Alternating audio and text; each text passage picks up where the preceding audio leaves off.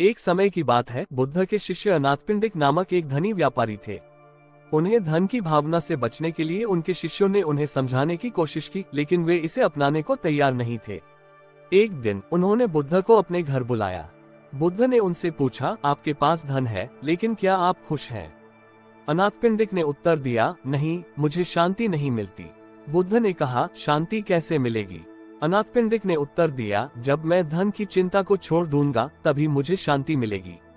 बुद्ध ने कहा, ठीक है, तो तुम्हें अपना धन सार्वजनिक सुलभता में बांटना चाहिए। अनाथपिंडिक ने बुद्ध की सीख को मान लिया और अपना संपत्ति सार्वजनिक सुलभता में बांट दी। उन्होंने समाज में स्थिति सुधारी और आत्मा की शांति प्राप्त की। इस कहानी से हमें ये सीख मिलती है कि अधिकता का सहयोग करना और अपने संपत्ति को दूसरों के लिए उपयोग में लाना हमें शांति और संतुष्टि प्राप्त करता है। एक समय की बात है, गौतम बुद्ध ने विशाल जंगलों में भ्रमण किया था। एक दिन उन्होंने एक बड़े वन में एक वृक्ष के नीचे बैठा हुआ एक युवक को देखा। युवक बहुत ही उदास और चिंतित था। बुद्ध ने उसके पास जाकर पूछा, भगवान, आपको ऐसे चिंतित देखकर मुझे दुख हो रहा है, आपके मन में क्या है? युवक ने कहा, भगवान, मैं अपने भविष्य की चिंता कर रहा हूँ। मेरे पास पर्याप्त धन नहीं है, न ही कोई सुख की गारंटी है। बुद्ध ने मुस्कुराते हुए कहा, युवक, जिंदगी में सुख दुख आते रहते हैं। आपकी समस्या का समाधान आपके अंतर्दृष्टि में है। उन्होंने उस युवक को एक कहानी सुनाई। एक बार एक किशोर राजकुमारी अपने पिता के साथ एक विशाल वन में घूमने गई। वहां उन्होंने एक वृक्ष के नीचे बैठे एक साधु को देखा। युवक ने साधु से पूछा, बाबा, मुझे जीवन में सफलता कैसे मिलेगी? साधु ने कहा, बेटा, सफलता उसी को मिलती है जो अपने मन की सुनता है। जब तुम्हारी आत्मा की आवाज को सुनोगे तब तुम्हें सही दिशा में जाने की गाइडेंस मिलेगी। राजकुमारी ने ये सुनकर उस साधु का आशीर्वाद लिया और घर लौट आए। वहां उसने अपने मन की सुनी और अपने जीवन की दिशा में सफलता प्राप्त की। बुद्ध ने कहा, युवक, जीवन की सफलता आपके अंतर्दृष्टि और आत्मविश्वास में है। धन और सुख की तलाश में न भागो, बल्कि अपने अंतर में खोजो। वहां ही सच्ची सफलता की कुंजी है। युवक ने बुद्ध की बातों को समझा और उसने अपने मन की सुनी। उसने अपने जीवन को सकारात्मक दिशा में मोड़ा और सफलता की नई पथ चुनी। इस कहानी से हमें ये सीख मिलती है कि जीवन में सफलता की कुंजी हमारे अंतर में है, और जब हम अपने मन की सुनते हैं तो हमें सही राह का पता चलता है। बुद्ध की एक कहानी है जो हमें जीवन में सही मार्ग और सच्ची खुशियों की ओर दिशा प्रदान करती है। एक बार बुद्ध एक छोटे से गांव में घूमने गए। वहां उन्होंने एक शिकारी को देखा जो अपने बोग को उठा रहा था। उसने देखा कि वह बोग को धन्यवाद दे रहा था और बोग के प्राण चले जाने के बाद उसका शव उसके साथ ले गया। बुद्ध ने उस शिकारी से पूछा, तुम बोग को धन्यवाद क्यों दे रहे थे? शिकारी ने कहा, भगवान, मैं उसके लिए धन्यवाद कह रहा था क्योंकि उसके बलिदान से मेरा पेट भर गया। बुद्ध ने मुस्कुराते हुए कहा, तुम्हें ये समझना चाहिए कि हर जीव जंजीरों में बंधा हुआ है, चाहे वह एक पशु हो या इंसान। भगवान ने हमें एक अहिंसात्मक जीवन जीने का आदेश दिया है, इसलिए हमें हर जीव का सम्मान करना चाहिए और उन्हें अच्छा व्यवहार करना चाहिए। बुद्ध की यह कहानी हमें ये सिखाती है कि सभी जीवों के साथ दयालु और शांतिपूर्ण व्यवहार करना हमारा धर्म है। हमें समस्त प्राणियों का सम्मान करना चाहिए और अहिंसा का पालन करना चाहिए। इससे हम अपने आत्मा को शुद्धि और शांति प्राप्त कर सकते हैं, जो सच्ची खुशियों की सच्ची ओर हमें ले जाता है। एक बार की बात है, गौतम बुद्ध के समय में एक गांव में होली का त्योहार बड़ी उत्साह से मनाया जा रहा था। लोग एक दूसरे के साथ रंग और गुलाल फेंककर खुशियों का उत्सव मना रहे थे। गांव के एक युवक ने बुद्ध से पूछा, भगवान, हम होली कैसे मनाएं? क्या हमें अपने दोषों को भूलकर आनंद मनाना चाहिए? बुद्ध ने मुस्कुराते हुए उस युवक को एक कहानी सुनाई। एक बार एक छोटे से गांव में एक बुजुर्ग व्यक्ति रहता था। उसका नाम था सुजात। सुजात एक सच्चे और धार्मिक आदमी थे। वे हमेशा लोगों की मदद करते थे और अपने अच्छे कामों से प्रसिद्ध थे। होली के दिन जब लोग रंग गुलाल फेंकते और मजे करते, वह सुजात अपने घर में बैठे थे। एक युवक ने उनके घर पर आकर पूछा, सुजात, आप भी होली क्यों नहीं मना रहे हैं? सुजात ने मुस्कुराते हुए उत्तर दिया, मुझे होली मनाने के लिए रंग और गुलाल की जरूरत नहीं है। मैं हर दिन होली मनाता हूँ जब मैं दूसरों की मदद करता हूँ, जब मैं उनके साथ खुशियों और दुखों को बांटता हूँ। ये सुनकर युवक ने समझा कि सच्ची होली उसे इस व्यक्ति के साथ मिल रही है जो हर दिन अपने कार्यों से खुशियों का उत्सव मनाता है। बुद्ध ने उस युवक को कहा, होली का सच्चा अर्थ है सामूहिक एकता, प्रेम और सहयोग। हमें इस त्योहार को दोषों को भूलने का बहाना नहीं बनाना चाहिए। बल्कि हमें इसे अपने दुखों और खुशियों को साझा करने का एक मौका मानना चाहिए। होली के दिन हमें अपने दोषों को सुझाने और परिष्कृत करने के बजाय हमें दूसरों के साथ प्रेम और सम्मान का भाव बनाए रखना चाहिए। इस कहानी से हमें ये सीख मिलती है कि होली का असली अर्थ है सामूहिक एकता, प्रेम और समरसता। इस त्योहार के दिन हमें दूसरों के साथ बंधुत्व और समरसता को बढ़ावा देना चाहिए, जो हमें सच्ची खुशियों की ओर निकट ले जाता है। एक समय की बात है, गौतम बुद्ध के शिष्यों में से कुछ भिक्षु संग्राम के क्षेत्र में सेना के साथ जा रहे थे। संग्राम के बाद वे विजयी होकर वापस आ रहे थे। रास्ते में वे एक आलीशान नगर में आए और उसी में रात बिताने का निर्णय किया।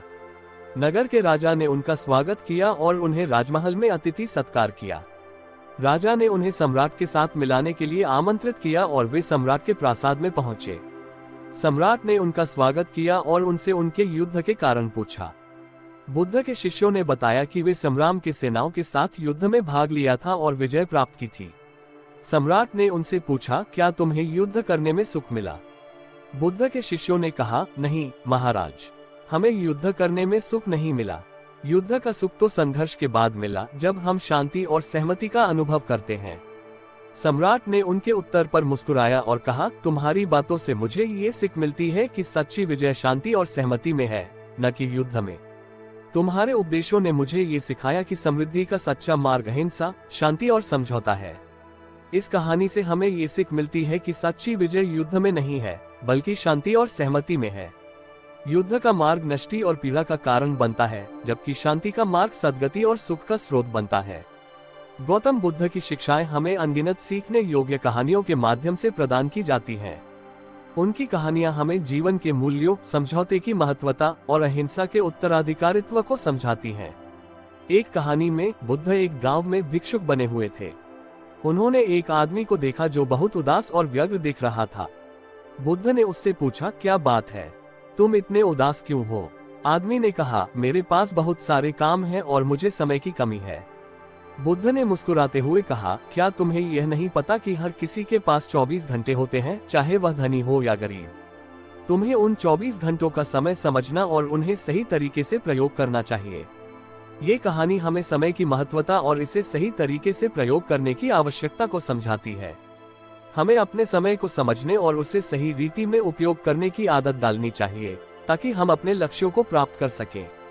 एक और कहानी में बुद्ध एक बार एक शिकारी को देखा जो अपने बोव को उठा रहा था। जब बोव के प्राण चले गए तो उसने बोव को धन्यवाद दिया, क्योंकि उसके बलिदान से उसका पेट भर गया। बुद्ध ने उससे पूछा, तुम बोव को धन्यवाद क्यों दे रहे हो? शिकारी ने कहा, भगवान, मैं उसके लिए धन्यवाद कह रहा हूँ क्योंकि उसके बलिदान से मेरा पेट भर गया। बुद्ध ने उससे कहा, तुम्हें ये समझना चाहिए कि हर जीव जंजीरों में बंधा हुआ है, चाहे वह एक पशु हो या इंसान। भगवान ने हमें एक अहिंसात्मक जीवन जीने का आदेश दिया है, इसलिए हमें हर जीव का सम्मान करना चाहिए और उन्हें अच्छा व्यवहार करना चाहिए। इस कहानी से हमें ये सीख मिलती है कि सभी जीवों के साथ दयालु और शांतिपूर्ण व्यवहार करना हमारा धर्म है। हमें समस्त प्राणियों का सम्मान करना चाहिए। एक समय की बात है, गौतम बुद्ध एक बार राजधानी के बाजार में घूम रहे थे। उनके साथ उनके शिष्य अनेक उपदेशकों और सबकों को सुनने के लिए हैं। उनके साथी शिष्यों में से एक शिष्य ने बुद्ध से पूछा, बुद्ध जी, क्या है जीवन का असली अर्थ? बुद्ध ने मुस्कुराते हुए कहा, जीवन का असली अर्थ संदेह और संशयों के बावजूद आनंद का अनुभव करना है। उन्होंने फिर एक कहानी सुनाई। एक बार एक युवक ने अपने पिता से कहा, पिताजी, मुझे जीवन का अर्थ पता करना है। उनके पिता ने एक उपाय सुझाया और कहा, बेटा, तुम इस शहर के सबसे बड़े देव मंदिर में जा, वहां तुम्हें जवाब मिलेगा। युवक ने अपने पिता की सलाह मानी और मंदिर में जाकर पूजा की। वहां पर एक साधु उनसे बोले, अरे बेटा, तुम्हें जवाब मिल गया है। तुम्हारा जीवन का अर्थ यह है कि तुम खुद को और दूसरों को सेवा में लगाओ और आनंद का अनुभव करो। बुद्ध ने अपने शिष्य से कहा, यही जीवन का असली अर्थ है। हमें अपने आत्मा के आनंद को पहचानना और अपने कर्मों में उसे ढूंढना चाहिए। हमें संदेहों और संशयों के पर्दे को हटाकर जीवन को पूरी तरह से अनुभव करना चाहिए। इस कहानी से हमें ये सीख मिलती है कि जीवन का असली अर्थ है आनंद का अनुभव करना। हमें संदेहों और संशयों के बावजूद जीवन को पूरी तरह से जीना चाहिए और सेवा के माध्यम से दूसरों की मदद करना चाहिए। इस उपाय के माध्यम से हम अपने जीवन को संवार सकते हैं और आचरण कर सकते हैं। एक समय की बात है, गौतम बुद्ध एक बार अपने शिष्यों के साथ एक जंगल में भ्रमण कर रहे थे। जंगल में चलते हुए उन्होंने एक कोयल को देखा जो गाने की अद्वितीय सुंदरता से बाजार की राजा के भी गाने को भी भुला देती थी। बुद्ध ने अपने शिष्यों से कहा, देखो, इस कोयल की गायन में कुछ अद्वितीय है जो बाजार के भी गाने में नहीं है। हमें इसकी सीख लेनी चाहिए। एक शिष्य ने पूछा, पर क्या है उसकी सीख? गौतम बुद्ध ने मुस्कुराते हुए कहा, यह कोयल अपने गाने में विश्वास रखती है, भले ही वह जंगल के अंधेरे को सूर्योदय के साथ भी अंधेरे में गाती है। उसका गाना सिर्फ गाना नहीं है, बल्कि एक संदेश है, आत्मविश्वास, समर्थन और आनंद की कल्पना करने का। हमें भी अपने जीवन में इसी प्रकार के आत्मविश्वास और समर्थन की आवश्यकता है, चाहे हमारे पास कितनी भी आवश्यकताएं क्यों न हो। उसके बाद बुद्ध ने अपने शिष्यों को ये सिखाया कि हमें अपने स्वयं के साथ आत्मविश्वास बनाए रखना चाहिए, जैसे कि कोयल गाती है, भले ही हमारे चारों ओर कितनी ही कठिनाइयां क्यों न हो। उसका गाना हमें हमेशा आगे बढ़ने के लिए प्रेरित करता है, चाहे हमारी परिस्थितियां जैसी भी क्यों न हो। ये कहानी हमें सिखाती है कि हमें हमेशा आत्मविश्वास और समर्थन बनाए रखना चाहिए, चाहे हमारे साथ कितनी भी कठिनाइयां क्यों न हो। जैसे कि कोयल गाती है, हमें भी अपने जीवन में समर्थन और आत्मविश्वास की आवश्यकता होती है, जो हमें हमेशा आगे बढ़ने के लिए प्रेरित करता है। समय की बात है, गौतम बुद्ध के शिष्यों में से कुछ एक दिन उनके पास आए और उनसे एक सवाल पूछा, भगवान, हमने आपके उपदेशों को सुना है, लेकिन हमें समझ नहीं आता कि वास्तव में कैसे उन्हें अमल में लाया जाए। गौतम बुद्ध ने उन्हें ध्यान से सुना और फिर एक कहानी सुनाई। एक बार दो साधु जंगल में बैठे हुए थे। उनमें से एक साधु बहुत खुश और संतुष्ट था, जबकि दूसरे साधु कभी भी चिंतित और अशांत रहता था। एक दिन खुश साधु ने अपने दोस्त साधु से पूछा, तुम हमेशा चिंतित क्यों रहते हो? अशांत साधु ने कहा, मुझे विचारों की चपेट में ले जाने की समस्या है। मेरे मन में अनगिनत चिंताएं होती हैं जो मुझे शांति नहीं देती। खुश साधु ने हंसते हुए कहा, तुम जंगल में हो, लेकिन जंगल तुम में नहीं। तुम्हारा मन अपनी अंतरिक्ष और अंतराल में उलझा हुआ है, जिससे तुम शांत नहीं रह सकते। हमें अपने मन को वश में करना सीखना चाहिए, जैसे जंगल का हर पेड़ और हर पत्थर शांति के साथ रहता है। इस कहानी से हमें ये सीख मिलती है कि हमें अपने मन को वश में करना चाहिए, ताकि हम चिंता और अशांति से मुक्त हो सकें। शांति का अभ्यास करना हमें स्थिरता और समर्थन के अनुभव का सामर्थ्य प्रदान करता है, जो हमें अपने जीवन के हर क्षेत्र में सफल बनाता है। गौतम बुद्ध के उपदेशों का अनुसरण करने का अर्थ है कि हमें अपने मन को नियंत्रित करना। एक बार एक बगुल एक झील के किनारे पेड़ पर बसे थे। उसने अपने पास एक बड़ा झरना देखा, जिसमें अनेक तरह की मछलियां थीं। बगुले को झरने की तरफ एक गहरी इच्छा महसूस हुई। वह चाहता था कि वह झरने के पानी में चला जाए और मछलियों को पकड़े। बगुले ने झरने की ओर ध्यान दिया और धीरे धीरे झरने के पास जा पहुंचा, लेकिन उसने एक बड़ा चाला निर्देश बनाया और झरने के नीचे पानी में उतरने की कोशिश की। वह जितना ऊंचा उछलता, उतना ही ऊंचा वह पानी में फिसलता। बगुले ने बहुत सी कोशिशों के बाद भी मछलियों को पकड़ने में असमर्थता का सामना किया। अंततः वह झरने के किनारे पर ही बैठ गया, हार मानकर। गौतम बुद्ध ने ये दृश्य देखा और उसके पास आया। उन्होंने बगुले से पूछा, तुम्हें क्या हो गया? बगुले ने उत्साहहीनता से कहा, मैंने मछलियों को पकड़ने का प्रयास किया, लेकिन मेरा साहस हार गया। गौतम बुद्ध ने मुस्कुराते हुए कहा, तुमने सचमुच बहुत सीखी है, क्योंकि जीवन में सफलता प्राप्त करने के लिए हमें समय समय पर अपने प्रयासों को आवश्यकतानुसार संशोधित करने की आवश्यकता होती है। यदि एक रास्ता नहीं काम करता है, तो हमें दूसरा रास्ता ढूंढना चाहिए। इस कहानी से हमें ये सीख मिलती है कि हमें हार नहीं माननी चाहिए। एक बार गौतम बुद्ध एक गांव के पास घूम रहे थे। उनके साथ उनके शिष्य भी थे। रास्ते में उन्होंने एक गांव के पास एक मांझी को देखा जो झील में मछली पकड़ रहा था। गौतम बुद्ध ने अपने शिष्य से कहा, जाओ उस मांझी से पूछो कि वह मछली पकड़ने के कारण क्यों इतना व्याकुल लग रहा है। उनके शिष्य ने मांझी से पूछा, क्या बात है, क्यों इतना व्याकुल लग रहे हो?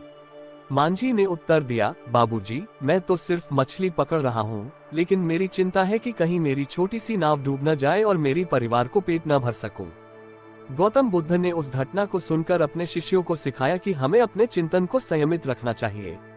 बहुत बार हम अपने लक्ष्यों को पाने के लिए इतना व्याकुल हो जाते हैं कि हम अपने परिसर को भूल जाते हैं। इस कहानी से हमें ये सीख मिलती है कि संतुलन और संयम के साथ अपने लक्ष्यों की प्राप्ति करना हमें संतोष और शांति की अधिक स्थिति में ले जाता है।